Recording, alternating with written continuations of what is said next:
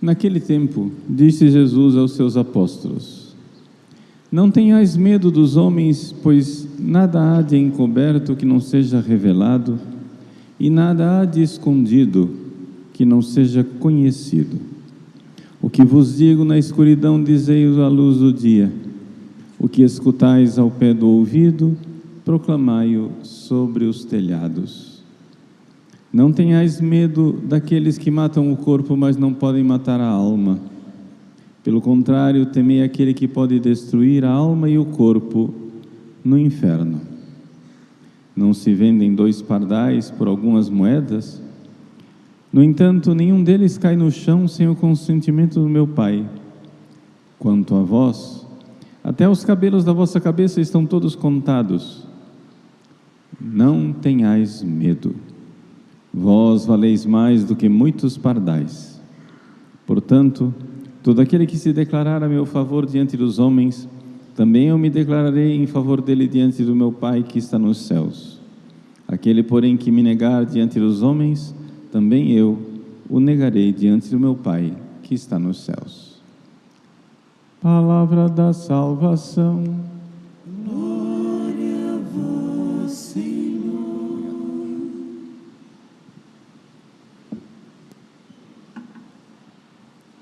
Meus queridos irmãos e irmãs, o Evangelho desse domingo quer nos ensinar a respeito da providência divina. Vós valeis mais do que muitos pardais. O que é a providência divina?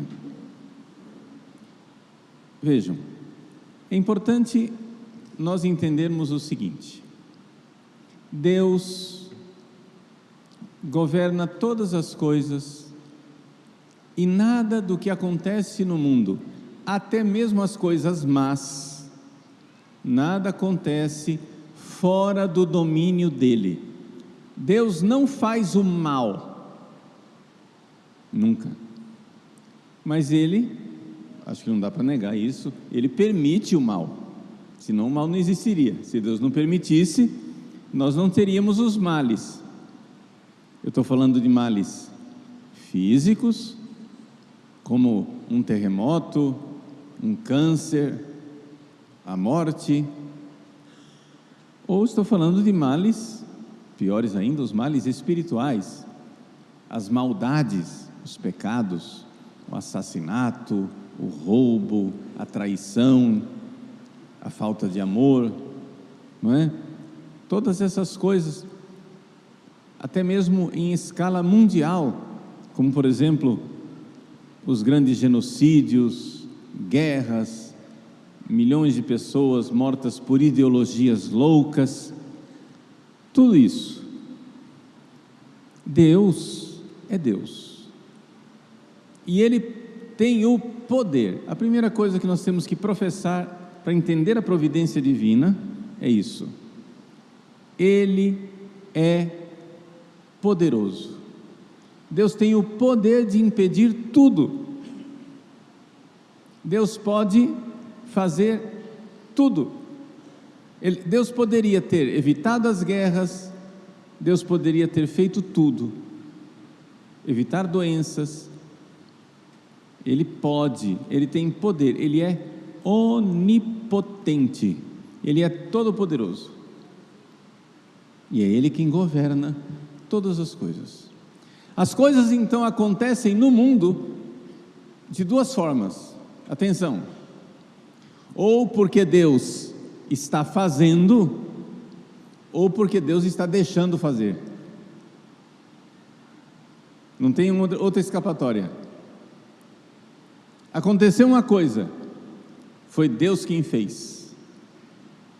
Aconteceu uma coisa, foi Deus quem permitiu que acontecesse. Não tem aquela terceira hipótese, Deus não permitiu, mas fizeram mesmo assim. Não tem isso. Deus é onipotente, Deus pode tudo. Portanto, Deus poderia evitar todos os males.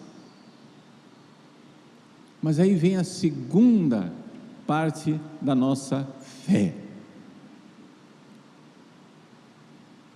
A gente não diz primeiro, creio em Deus Todo-Poderoso. A gente diz, creio em Deus Pai Todo-Poderoso. Ou seja, Ele é bom. Deus é sumamente bom. Deus é a bondade. E, portanto, nada do que existe de mal é a última palavra. Ponham esta lei, esse princípio, ele é inabalável. Deus não permitiria os males, se destes males Ele não pudesse tirar um bem maior. Deus não permitiria os males, se destes males Ele não pudesse tirar um bem maior. Tudo bem, até aqui expliquei teoria. Vamos ser um pouco mais práticos, vamos exemplificar para ver se alguma coisa a gente consegue colocar no coração e levar para a nossa vida. Vamos lá. Então, imagine, esse é um exemplo que eu sempre dou, porque aconteceu na minha família. Uma vez um sobrinho meu, pequenino, teve meningite. E para fazer o diagnóstico de meningite, é necessário que a médica pegue uma agulha grande assim e enfia na coluna da criança, atrás assim, para tirar um líquido e levar esse líquido para o laboratório para ele ser examinado. Experimenta dizer para uma criança de 5 anos de idade que é um bom negócio uma agulha desse tamanho na coluna. Não tente, você não vai conseguir. Pois bem, depois de muito estardalhaço no hospital, a médica chegou e disse para o meu sobrinho: você vai escolher uma pessoa para ficar aqui na sala.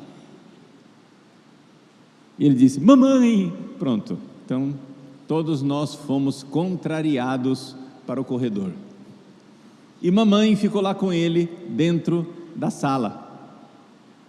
Vieram os enfermeiros, imobilizaram a criança, enquanto a mãe acariciava a cabecinha dele, dizendo: calma meu filho, calma, calma, mamãe está aqui, mamãe está aqui. A médica enfiou a agulha, tirou o líquido, deu o diagnóstico, descobriu qual era o antibiótico, sobrinho salvo, pronto.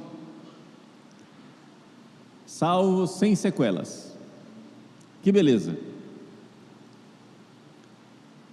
Vejam, a inteligência daquela criança de 4, 5 anos de idade não era capaz de compreender a bondade daquela agulha na coluna. Para aquela criança, aquela agulha só tinha uma única qualidade: ela era dolorosa e má. Está entendendo? Aquilo era mal. E por quanto a criança entendesse, aquilo para ela era absolutamente mal. Mas a criança poderia dizer assim: se mamãe me ama, por que é que ela está deixando a médica fazer essa crueldade comigo?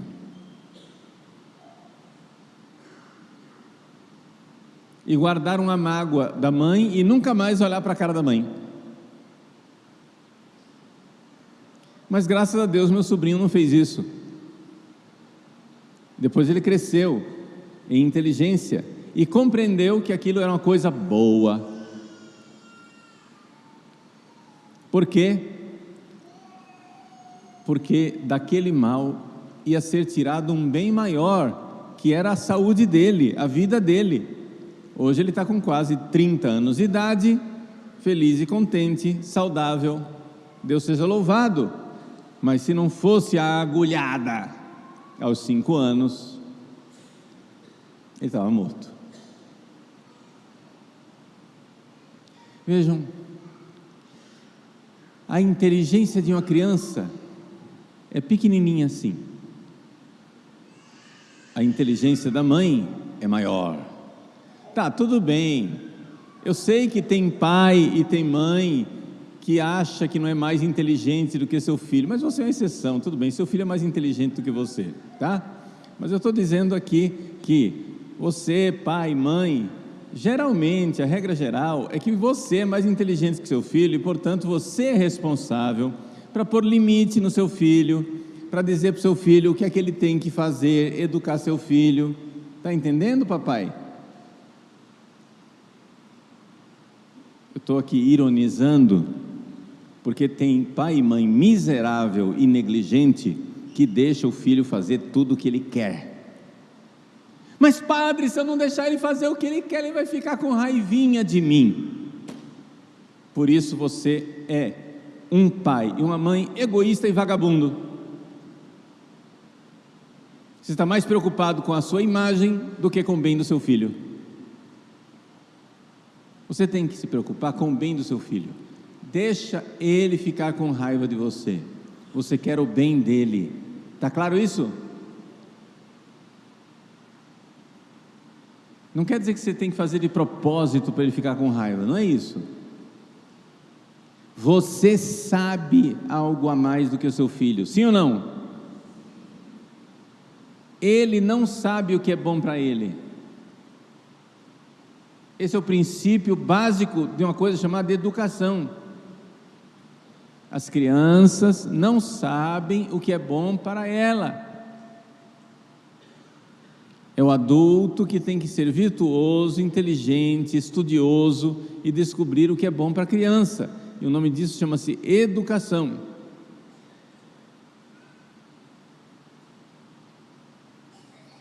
E muitas vezes nós que amamos os nossos filhos devemos permitir que aconteça alguma coisa doída, tipo uma injeção, alguma coisa que ele não quer, tipo ir dormir cedo no horário, ou não ver celular, ou então não assistir tais e tais programas, ou então não comer tais e tais comidas. Ah, mas ele vai ficar com raiva de mim. Você está preocupado com você ou com seu filho? Eu estou gastando tempo nisso para você entender o quanto é egoísta e negligente um pai e uma mãe que não olha para o bem do seu filho e está preocupado em fazer bela figura.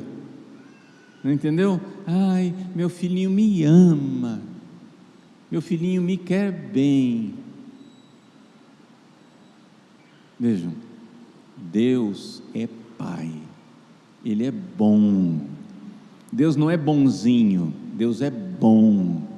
Ele é a bondade, e porque Ele é infinitamente sábio, Ele sabe o que é bom para nós. Ele sabe o que é bom para nós, porque Ele pode tirar de um mal um bem maior, como uma mãe que pode tirar de uma agulhada a salvação da saúde do seu filho, porque ela é inteligente e ela vê que a médica tem uma ciência médica, pode, doutora, manda ver, é isso mesmo, salve meu filho. Mas ele vai ficar com raivinha de você, mamãe. Não tem problema, eu quero o bem do meu filho, não me importa o que ele vai sentir sobre mim. Assim é Deus. Deus não está, em primeiro lugar, preocupado em fazer as suas vontades, os seus caprichos, as suas veleidades.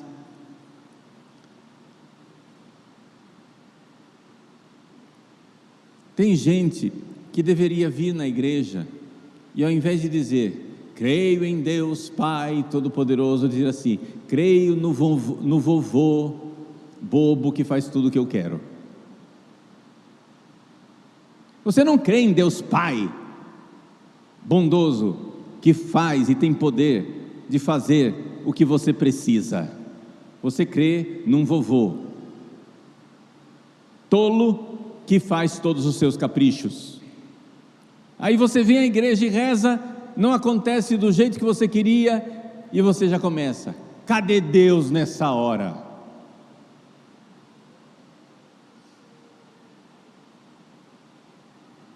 Onde está a sua fé? Rezou tanto, o que é que adiantou? Meu irmão, nós que somos cristãos, nós cremos em Deus, não em divindades caprichosas que fazem as nossas veleidades, nossas vontadezinhas. Nós viemos aqui porque Deus é bom e Ele sabe o que é bom para nós. E se você veio à igreja porque você quer mudar de vida, você quer mudar sua mentalidade, sua opinião, seu jeito de ser e se colocar debaixo da providentíssima e amorosa disposição de Deus. Vamos voltar ao que nós estávamos dizendo, que agora ficou mais claro. O que é que eu disse lá no início? Deus pode tudo, e tudo que acontece no mundo, acontece ou porque Ele dispôs, ou porque Ele permite. A coisa é boa, foi Ele quem dispôs. Tem comida na sua mesa, tomaram café da manhã, não tomaram café da manhã ainda, vão tomar, vão almoçar hoje. Se tem almoço na sua mesa, por pobre que ele seja, mesmo que seja arroz, feijão e farinha, por pobre que seja o seu almoço, Deus é quem providenciou que você tenha alguma coisa para comer. Ele é bom. Foi coisa boa? Veio de Deus. Foi coisa ruim? Ele permitiu. A coisa ruim Deus não faz, Deus permite. Se é maldade, se é pecado, Deus não quer o pecado, mas Ele permite. Deus veio nesse mundo, Jesus é Deus, todo mundo sabe disso. Deus permitiu que fizessem isso com Ele mesmo.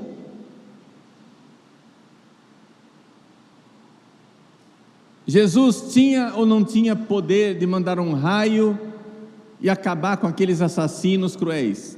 Tinha ou não tinha? Ele permitiu. Ele permitiu essa crueldade, Ele permitiu este que foi o maior de todos os pecados, o deicídio, matar o próprio Deus que se fez homem. Ele permitiu. Mas padre, por que é que Ele permitiu? Lembra da inteligência da mãe e da inteligência do filho? A mamãe que enxerga na agulha uma coisa boa, quando o filho só vê maldade? Vamos lembrar o princípio, vamos repetir, para ficar bem sólido no seu coração. Repete assim: Deus não permitiria o mal, se deste mal Ele não pudesse tirar um bem maior. Mamãe não permitiria a agulha, se dessa agulha ela não pudesse tirar a saúde, entendeu?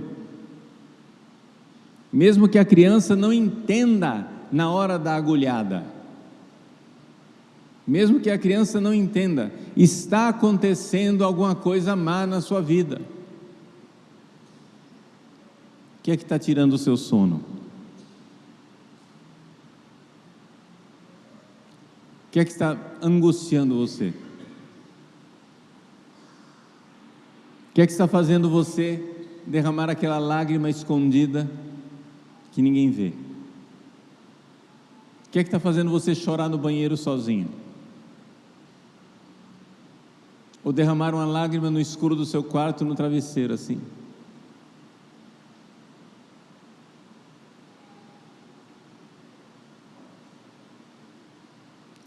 Os males, Deus não permitiria os males se desses males não pudesse tirar um bem maior. Então, vejam, porque Ele é sábio, Deus é a sabedoria, Ele sabe tudo, meus irmãos. Deus sabe cada detalhe. Veja, se eu pegar um copo d'água aqui na minha mão, Deus sabe, não a origem de cada molécula de água, a origem de cada átomo, de cada partícula subatômica. Deus sabe quando o mundo foi criado há bilhões de anos atrás. Deus sabe a trajetória de cada átomo desse copo d'água. Quem veio da onde? Um veio do Himalaia, atravessou os oceanos, evaporou, virou nuvem e veio chover no Mato Grosso. Entende? Durante bilhões e bilhões de anos, Deus sabe a história de cada átomo desse copo d'água. Deus sabe a composição de cada dos minerais, de tudo. Deus sabe cada pequeno detalhe do que está acontecendo com cada partícula atômica desse copo d'água. Ele sabe muito mais a seu respeito, que você é muito mais complexo. Ele sabe a respeito da sua história, Ele sabe o seu DNA, Ele sabe o que está acontecendo com cada célula agora, Ele sabe o que está acontecendo, de onde vieram as suas ideias, quais são as suas emoções, o que você foi, o que você é e o que você será. Deus sabe e Deus é bom. Vejam, então tem 3 coisas que a gente precisa crer para nós termos uma fé na providência divina. Deus sabe tudo, Deus pode tudo, e Deus é bom.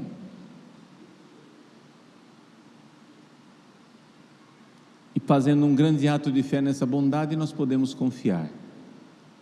Vejam só, as pessoas são soberbas. Acontece uma coisa errada na sua vida, uma pessoa que você ama e que quer bem está doente, com câncer.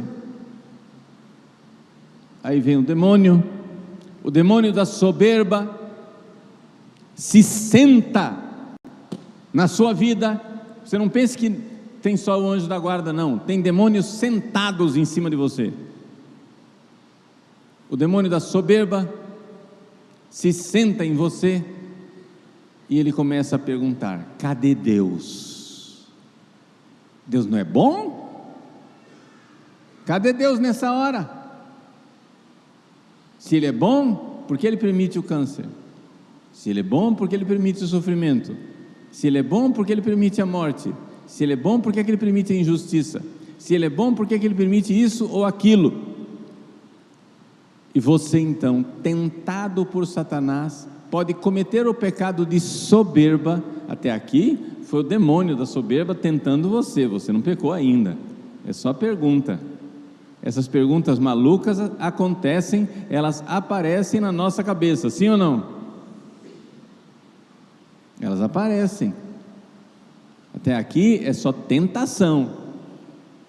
O problema é quando você aceita a tentação e se senta no trono da soberba e quer julgar Deus.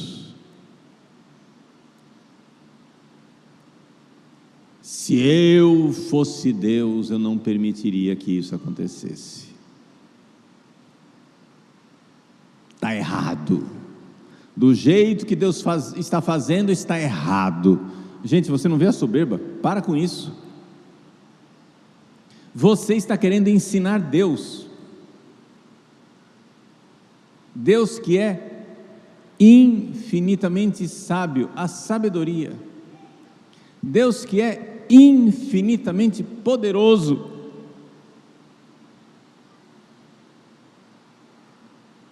Você, o mané, que não estuda há não sei quanto tempo, acha que sabe alguma coisa. Gente, nós sabemos alguma coisinha, mas nós não sabemos como Deus sabe. Criança, mamãe está entendendo por que tem que ter aquela agulha na sua coluna. Entendeu, criança? Mamãe é inteligente, você é burrinha. Você não aprendeu ainda, confia em mamãe. Então, Deus tem poder, Deus tem sabedoria, Ele sabe e Ele pode. E o que nos dá confiança é que Ele é bom. Qual é o princípio que a gente aplica essa bondade de Deus? Deus é bom, infinitamente bom. Isso quer dizer o seguinte: Ele não permitiria o mal. Como é que continua a frase? Se desse mal Ele não pudesse tirar um bem maior. Mas eu não estou enxergando. Criança, aceita a agulhada. Você não está enxergando, mas Ele está enxergando. Mas eu não entendo. Criança, você não tem que entender. Meus queridos, Deus, se Ele existe, e existe, se existe um Deus, pelo próprio fato de Ele ser Deus, Ele não pode caber na sua cabeça. Ele tem que ser muito mais sábio e muito mais do que você é capaz de enxergar.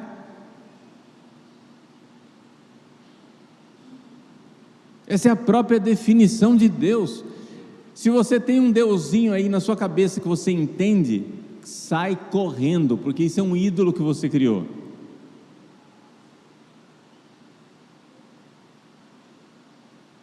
É como algumas seitas protestantes por aí. Eles fazem um Deus da matemática. Deus é generoso e não se deixa vencer em generosidade. Se eu der R$1 milhão para a igreja, eu vou ganhar muito mais, 10 vezes mais, 10 milhões de reais, porque Deus não se deixa vencer em generosidade. Matemática. 1 milhão vezes 10, 10 milhões. É infalível, Deus não se deixa vencer em generosidade. Manda ver, pode passar a maquininha de cartão de crédito, o pessoal vai fazer a doação. Aí a pessoa entra nessa enrascada, nesse Deus da matemática. No mês seguinte, os 10 milhões não vêm. Aí você vai reclamar para o pastor disse: a culpa não é minha e a culpa não é de Deus, a culpa é sua porque você não teve fé. Quer dizer, eu perco 10 milhões e ainda a culpa é minha.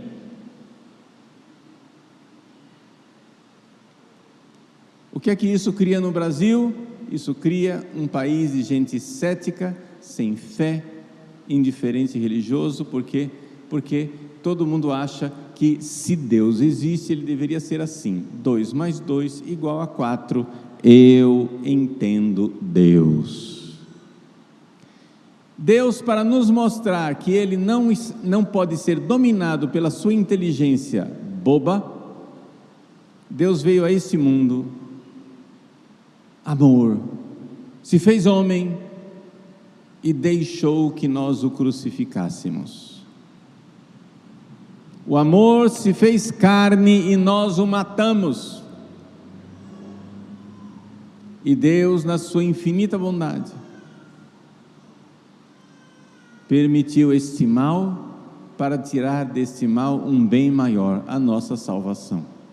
Deus não permitiria os males se desse mal ele não pudesse tirar um bem maior. Então vejam, gente, Deus não está lá no céu, desculpe a irreverência, na beira da piscina, com os pés para cima, tomando água de coco, enquanto a humanidade sofre e é torturada. Deus não está dando gargalhadas e assistindo um programa de humor enquanto a humanidade é atormentada.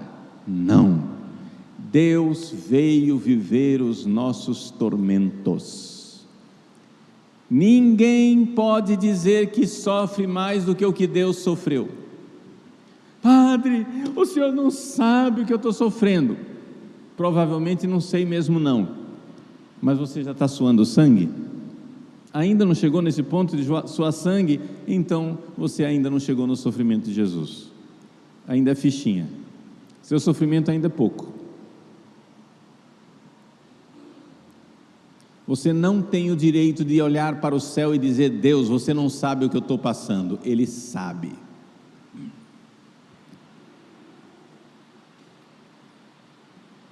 Ele sabe e Ele é bom.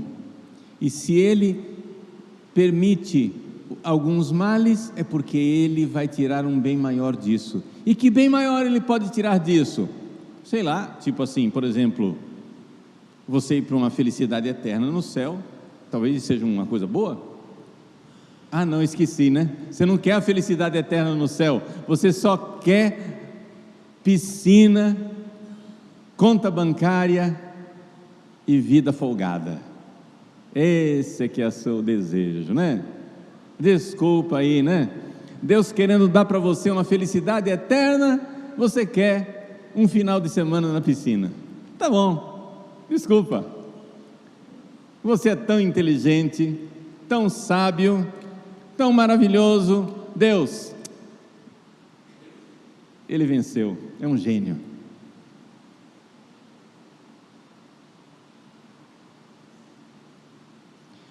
O que é que você preferiria?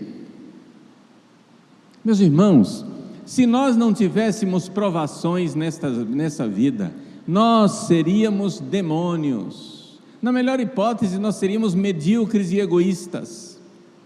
Pai, mãe, você que é pai, você que é mãe, deixa eu perguntar para você: você faz tudo o que seu filho quer? Responde para mim. Você que é pai, você que é mãe, você faz tudo o que seu filho quer? Não estou vendo a resposta. Faz assim quer dizer sim, assim quer dizer não.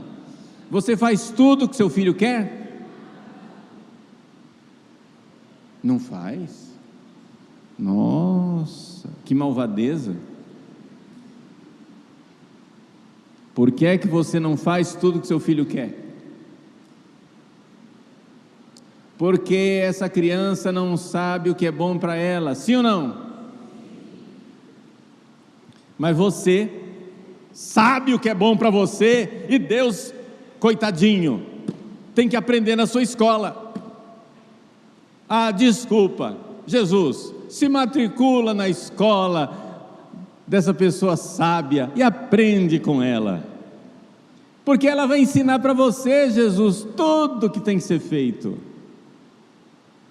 Mas padre, eu rezei e aconteceu a desgraça. Pois é. Como que o senhor explica isso? Eu não explico. Eu não sou a sabedoria divina, gente. Quem vai explicar é a sabedoria divina. Lá no céu você vai entender. Aqui a gente confia. Sabe o que a gente tem que fazer? Vamos lá, agora, prática, na prática, para concluir a homilia. Você precisa fazer um profundo, sólido, arraigado e firme ato de fé na bondade de Deus. Ele é bom, eu que não estou entendendo. Então, na prática, o que é que você tem que fazer? Vamos lá, vamos ser bem prático agora para concluir. Na vida, a gente tem duas coisas para fazer. Primeira, obedecer os mandamentos de Deus. Obedece. Ele manda ir à missa no domingo, Ele manda se confessar, Ele manda comungar, Ele manda ser fiel ao seu matrimônio, não cometer adultério, Ele manda você respeitar seus pais, Ele manda você amar o irmão, perdoar a quem ofendeu você, fazer esmola aos pobres, fazer a caridade com os outros. Ele manda você fazer todas essas coisas. E depois que você fez tudo o que Ele mandou, ainda dá coisa errada na sua vida, sim ou não?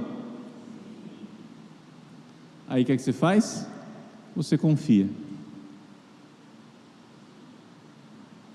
Gente,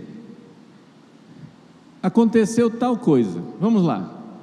A minha irmã, Ana, que faleceu há 6 anos atrás.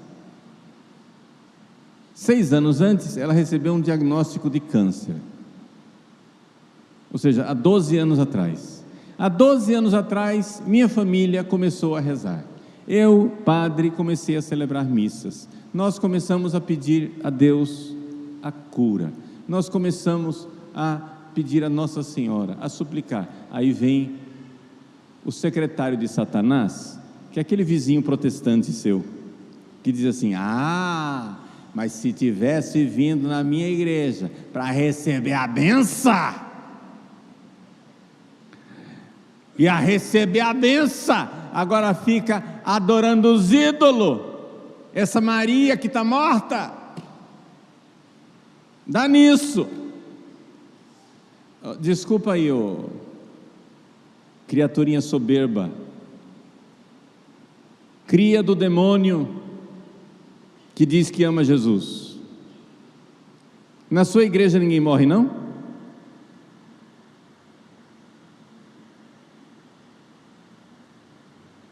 Ninguém morre de câncer lá na sua igreja. Lá só tem a benção.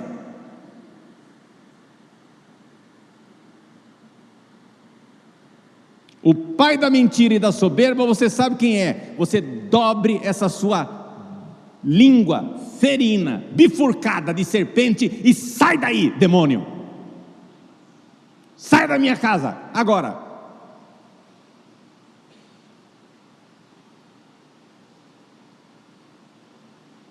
Você está querendo colocar Deus numa fórmula matemática.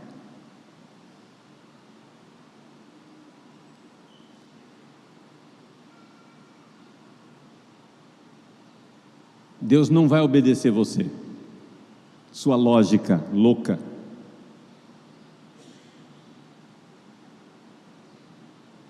Quando é o católico que morre, a culpa eram os ídolos. Aí quando é o protestante que morre, é que porque ele não tinha fé suficiente.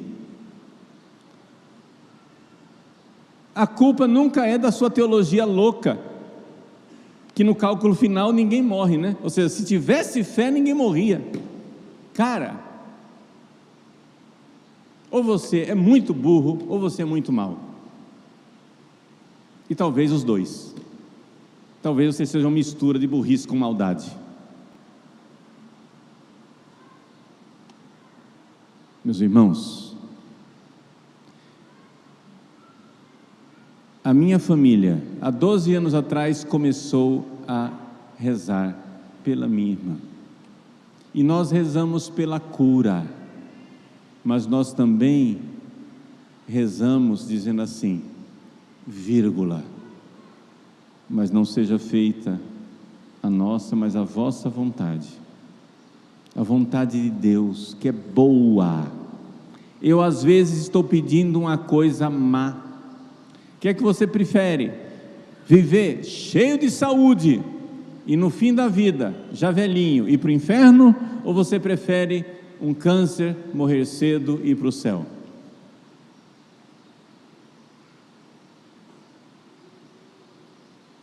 Se a alternativa é essa, e se você tem fé no céu, você prefere ir para o céu, sim ou não? E quem somos nós para saber o que é que Deus tinha diante das opções? Quem sou eu para julgar Deus? Seja humilde, aceita. Eu rezei e não aconteceu. Pois é, Deus é bom. Ele não deu porque Ele é bom. Deus não permitiria os males, se desse mal Ele não poderia tirar um bem maior. Eu suponho, eu suspeito, que o bem maior que Ele tirou da morte da minha irmã foi a salvação. Mas eu não sei, eu vou descobrir lá no céu. Porque nós aqui sabemos pouco, no céu saberemos mais. No céu nós veremos. No céu você vai olhar para trás, para a sua vida, e vai dizer assim: nossa, como Deus foi bom. Obrigado, meu Deus, porque dissestes não àquilo que eu pedi. Você já agradeceu a Deus por isso? Obrigado, Pai Santíssimo, pelas vezes que atendestes a minha prece. Obrigado, Pai Santíssimo, pelas vezes que dissestes não àquilo que eu pedia. Porque quando Deus diz não, é bondade dele. Porque quando Deus não faz o que você está querendo e permite a dificuldade, Deus não permitiria os males, se desses males Ele não pudesse tirar um bem maior. Uma firme fé na bondade de Deus. Vós valeis mais do que muitos pardais. Até os cabelos da nossa cabeça estão contados. Se Deus permite a nossa perseguição, Ele é bom. Confia no Senhor. Aproximai-vos de Deus. Humilhai-vos debaixo da poderosa mão de Deus. Lançai sobre Ele as vossas preocupações. Ele tem cuidado de vós. Deus é bom. Deus faça o que Deus pede, obedeça os mandamentos e depois confia nele. São as duas coisas. Então vamos lá, resumindo, um ato de fé na bondade de Deus. Ele pode tudo, Ele sabe tudo, Ele é bom. Deus é bom. Deus é bom, não existe maldade nele, Ele não é a origem de nenhum dos males, Ele não fez o mal, Ele só permitiu o mal. E por que é que Ele permitiu? Ele não permitiria os males, se desses males Ele não pudesse tirar um bem maior. O que é que eu devo fazer? Obedece os mandamentos que Deus está mandando e confia. Confia. Confia que tem alguém melhor do que você, mais sábio do que você.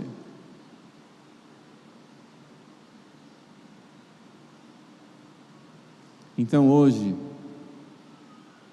faça esse ato de fé na bondade de Deus. Se existe Deus, Deus não cabe na minha inteligência limitada. Se existe Deus, Ele é bom. Então eu tenho que confiar na bondade dEle e saber que eu não entendo tudo. Não tem escapatória. Pode pensar isso daqui do jeito que for na equação, não tem como sair disso.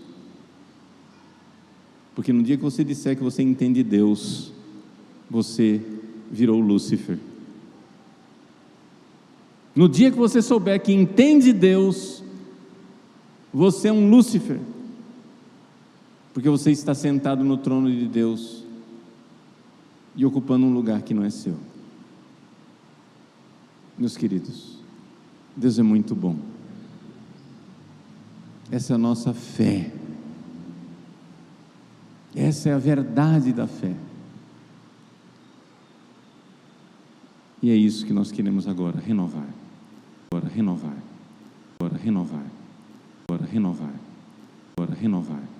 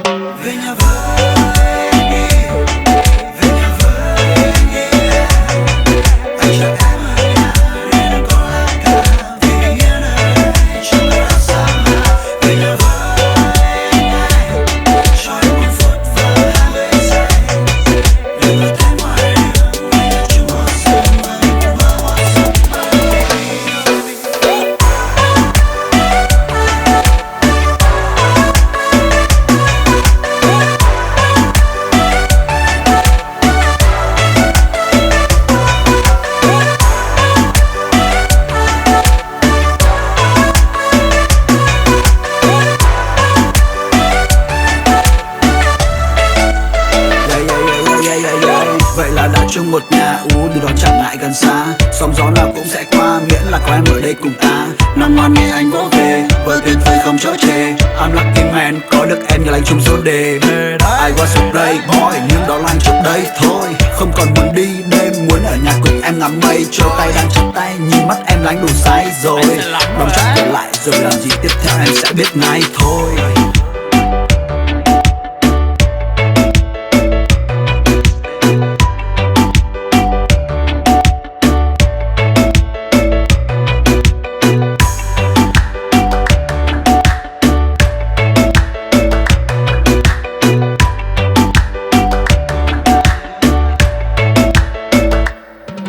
Về nhà với